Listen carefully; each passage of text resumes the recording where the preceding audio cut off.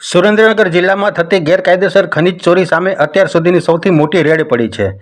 ચોટીલા પ્રાંત અધિકારી શ્રી અને તેમની ટીમે થાનગઢ તાલુકાના જામવાડી ભડોળા ગામોની સીમમાં 240થી વધુ ગેરકાયદેસર કુવાઓ પરથી મસમોટી ખનીજ ચોરી ઝડપી પાડી છે.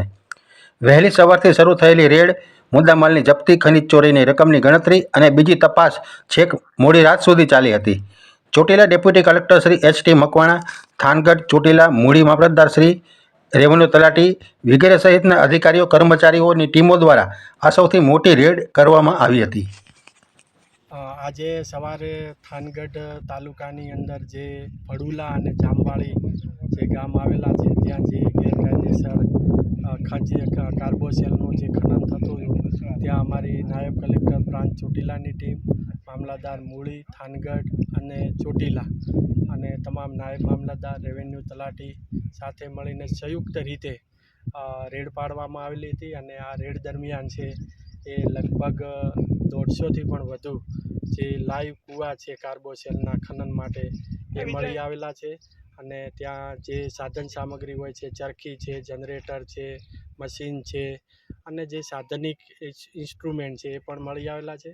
તમામે તમામ જે જથ્થો છે એ જથ્થો જપ્ત કરી અને આગળની કાર્યવાહી ચાલુ છે. હાલ આ તમામ જથ્થો છે એ જથ્થાને મામલતદાર કચેરી થાનગઢ ખાતે લઈ જવામાં આવ્યો છે.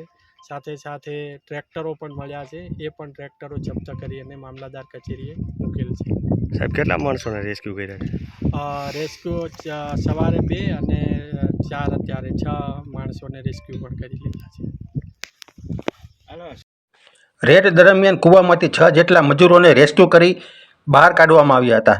વિવિધ સ્થળેથી અંદાજે 3226 ટન કાર્બોસેલ, 7 ટ્રેક્ટર ટ્રોલી, 158 ચરખી, 98 જેટલા પંપ, 42 જેટલા ડીઝલ મશીન, 82 જેટલા લોખંડના bucket, 18,000 metric ton general minerals વગેરે સહિતના સાધનો અને મુદ્દામાલ જપ્ત કરવામાં આવ્યો હતો.